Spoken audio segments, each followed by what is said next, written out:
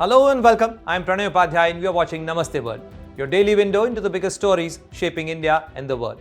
We begin in West Asia. Prime Minister Narendra Modi's Oman visit signals a strategic push blending trade, defense cooperation and regional diplomacy in the Gulf.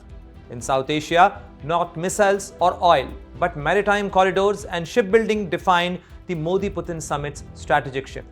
In East Africa, Prime Minister Modi's Ethiopia visit signals India's deepening Africa outreach through development, trade, global south diplomacy. But the biggest news of the day: Australia is in shock as police identify a father and son behind the deadly Bondi beach terror attack. All that and more. Global flashpoints, power plays, and the stories that matter coming up in this edition of Namaste World. In a shocking development from yesterday's terror attack at Bondi Beach of Sydney, New South Wales police have named the two gunmen as father and son, Sajid Akram, aged 50, and Naved Akram, aged 24. The pair deliberately targeted families celebrating the Hanukkah by the sea event, opening fire on crowded promenade. Police say Sajid Akram was shot dead at the scene by the responding officers, while his son remains in critical condition under guard at St. Vincent's Hospital.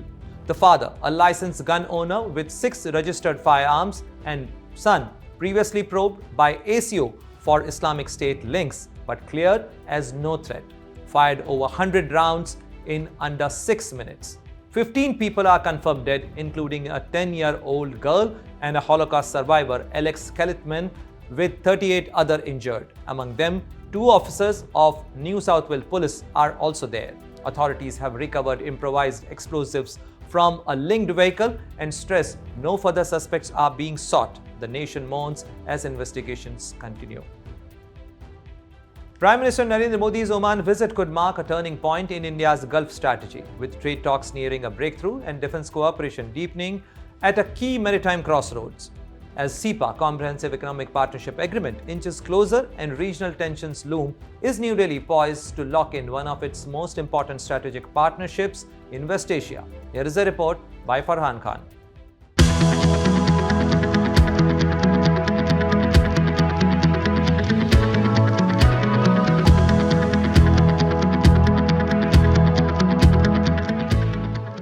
Prime Minister Narendra Modi's visit to Oman, scheduled for the final leg of his 3-nation tour from December 15 to 18, is shaping up to be one of the most consequential engagements India has had with a Gulf partner in recent years.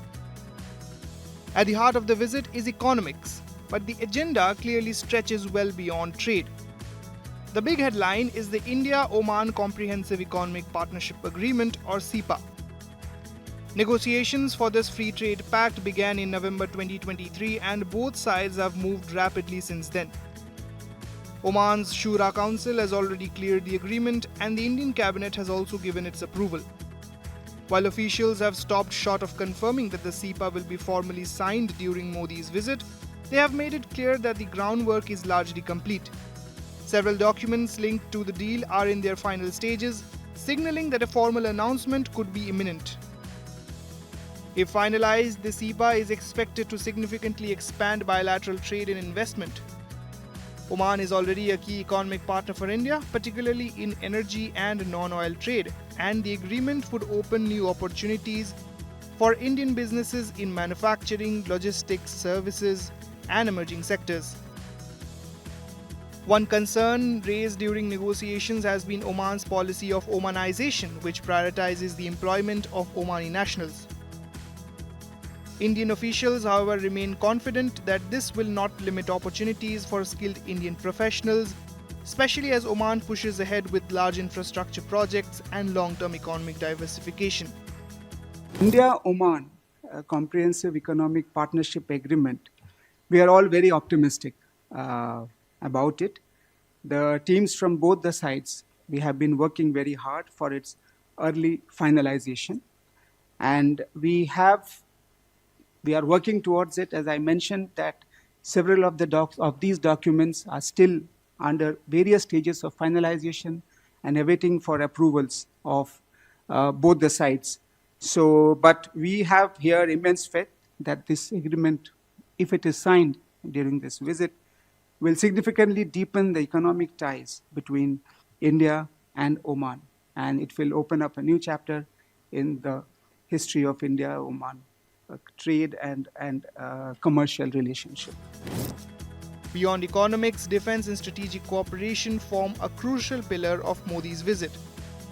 Oman occupies a uniquely important location at the mouth of the Strait of Hormuz, one of the world's most vital maritime choke points. For India, which relies heavily on energy flows from the Gulf, close ties with Muscat are a strategic necessity. The two countries already share a strong defense relationship, with India having access to a designated military zone at Oman's Duqm port. This arrangement allows the Indian Navy to dock, repair and maintain vessels, strengthening India's maritime presence in the Indian Ocean. Defense ties are also set to receive a practical boost. Oman has offered to supply spare parts for Jaguar fighter jets, which were earlier operated by the Royal Air Force of Oman, but have since been retired. India is one of the very few countries that still flies these Sepcat Jaguar, and maintaining these aircraft has become increasingly difficult due to shortages of spare parts. The transfer of Omani spares expected soon will help keep the Indian Air Force's Jaguar fleet operational. Regional and global issues are also likely to feature in the discussions. While officials have not specified the exact topics, the ongoing Gaza conflict and broader developments in West Asia are expected to be part of the conversation, reflecting Oman's traditional role as a bridge builder in regional diplomacy. This is very important visit, and it does come at a very interesting time. It's a year where we celebrate 70 years of establishment of diplomatic relationship. It comes 2 years after the visit of His Majesty, so I think this is very important from different aspects.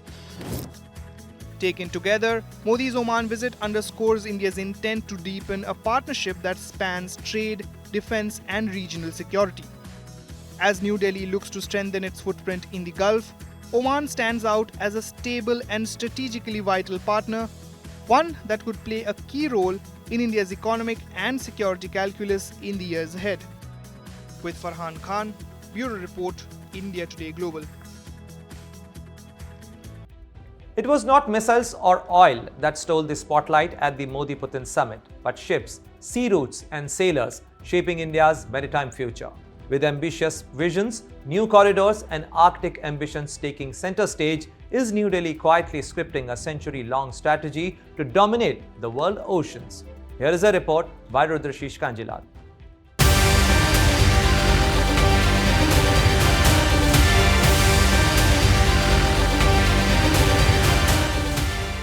It wasn't a missile deal. It wasn't energy geopolitics. And it wasn't military pacts that caused a quiet stir at Hyderabad House on December 5th. As President Vladimir Putin and Prime Minister Narendra Modi looked on, a seemingly routine exchange of documents took center stage. India's Shipping Minister Sarbananda Sonowal stepped forward. Opposite him, Russia's Transport Minister Andrei Nikitin. The Union Ministry of Ports, Shipping and Inland Waterways is spearheading a renewed push to reclaim India's place on the high seas. And the agreements signed during the Modi-Putin summit mark a critical inflection point. At the heart of this push are two long-term blueprints: Maritime India Vision 2030 and Amrit Kal Vision 2047. Together, they aim to transform India into a maritime superpower by the time the economy reaches $30 trillion. The scale is staggering. Investments projected at up to 80 lakh crore rupees. Ports, shipbuilding, logistics corridors, seafarer skills, and strategic access routes that bypass global choke points. Against this backdrop, India-Russia maritime cooperation takes on special significance. The first pillar focuses on logistics and three critical corridors: the International North-South Transport Corridor or INSTC, the Chennai-Vladivostok Eastern Maritime Corridor, and the Northern Sea Route through the Arctic. Among them, the INSTC stands out. Stretching 7,200 kilometers, it connects India and Russia through Iran using a mix of sea, rail and road. Its promise is simple but transformative. Cargo that currently takes 40 days via the Suez Canal can reach Mumbai from St. Petersburg in just 25 days. Cost could fall by nearly 30%, transit time by about 40%. The logic is strategic as much as commercial. With repeated disruptions around the Suez, conflicts, blockades, geopolitical shocks, India is actively diversifying its trade arteries. The INSTC also links directly to Iran's Chabahar port, where India already has a strategic footprint and benefits from strong Russia-Iran ties. Then there's the Chennai-Vladivostok corridor. The second pillar of cooperation moves from routes to capability. Shipping, ports, joint mineral exploration, research and development. But one element stands out: shipbuilding. Prime Minister Modi underscored its importance, calling it a boost to Make in India. More jobs, higher skills, stronger regional connectivity. For India, which still relies heavily on foreign-built vessels, shipbuilding partnerships are about industrial sovereignty. The third pillar looks north, far north. Russia will train Indian seafarers to operate in polar waters. A niche capability today, a strategic necessity tomorrow.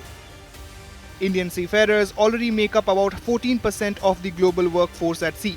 This agreement raises skill levels, expands global presence, and prepares Indian sailors for emerging Arctic demand. As new routes open, demand for trained polar seafarers will surge. India wants to be ready. In a world where geopolitics increasingly flows through sea lanes, India is betting big on ports, ships, corridors, and sailors. This wasn't about the past. It was about the next 100 years at sea. With Rudrashish Kanjilal, Bureau Report, India Today Global. Prime Minister Narendra Modi's Ethiopia visit signals India's growing push into Africa, blending development aid, trade expansion, and global South diplomacy at a critical moment for Addis Ababa. With Ethiopia rebuilding, deepening BRICS ties, and seeking new economic partners, is New Delhi positioning itself as Africa's most trusted long-term ally? Here is a report by Farhan Khan.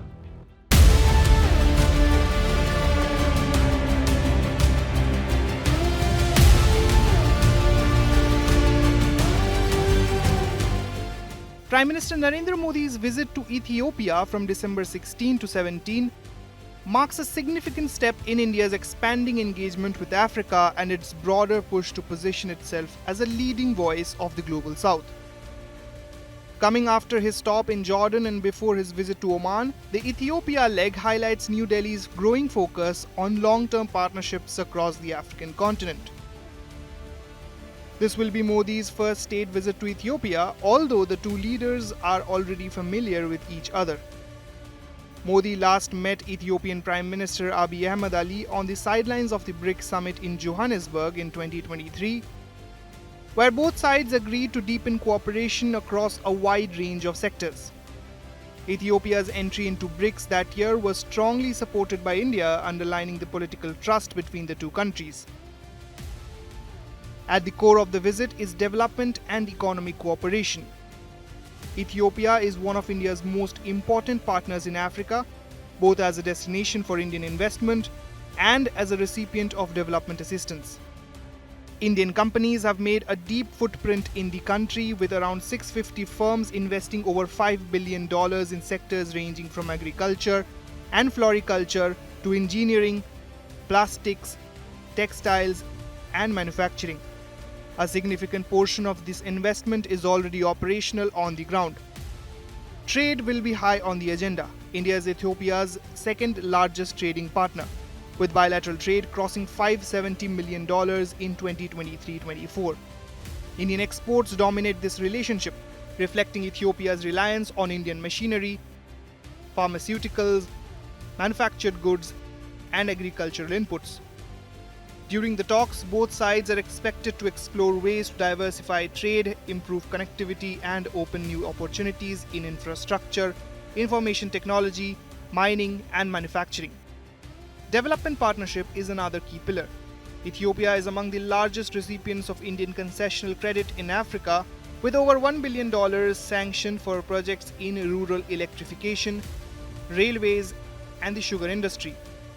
India's approach has focused on capacity building and skills development rather than just financial assistance. Through initiatives such as iTech and ICCR scholarships, India has trained thousands of Ethiopian students and professionals over the years. I think the visit is coming at a significant moment when Ethiopia has embarked on comprehensive economic reforms. They are opening up all key sectors, including the banking sector, the capital markets, etc. So India does seek to align our development cooperation and economic engagement with Ethiopia's priorities, and we definitely would like to explore new avenues for cooperation which are mutually beneficial to both sides. You are very right about our investments. I think in the textile sectors we have huge investments. We have investments in the other sectors. We have over 175 companies present in Ethiopia from India. So there is definitely a scope. Regarding the trade with Ethiopia, we usually, from our side, we export pharmaceuticals. In fact, nearly 40% of all our exports to that country are pharmaceuticals. And from there, we purchase pulses and beans. Right now, the trade volume is about $550 million. So both sides will definitely try to enhance the bilateral trade, both exports and imports to that country. People-to-people ties add a distinctive depth to the relationship. The Indian community in Ethiopia has a long history dating back to the late 19th century, particularly from Gujarat. Indian educators once formed the backbone of Ethiopia's school system, even in remote areas. That legacy continues today, with around 150 Indians serving as faculty members in Ethiopian universities and higher education institutions. Prime Minister Modi is expected to engage with members of this community during his visit. Politically, the visit reinforces India's message of South-South cooperation at a time when Ethiopia is rebuilding after years of internal conflict and seeking greater integration with the global economy. Ethiopian Prime Minister Abiy Ahmed has consistently backed India's leadership of the Global South, including through his participation in the Voice of Global South summits convened by Modi. Modi's Ethiopia visit is about more than bilateral ties. It reflects India's broader ambition to be a reliable development partner, an economic collaborator, and a political ally for Africa. As Ethiopia looks to stabilize and grow, India is positioning itself as a partner invested in the country's long-term success. With Farhan Khan, Bureau Report, India Today Global. As we wrap up today's edition of Namaste World, here is a quick look at the top stories making waves around the world. Ukraine has offered to drop its NATO bid in peace talks, but experts are divided on whether the concession can meaningfully shift negotiations with Russia. Hollywood is in shock after legendary filmmaker and actor Rob Reiner and his wife Michelle were found dead at their Los Angeles home, prompting a homicide investigation. Germany has offered refuge to two freed Belarusian opposition leaders, signaling stronger support for democracy movements after years of repression under President Lukashenko.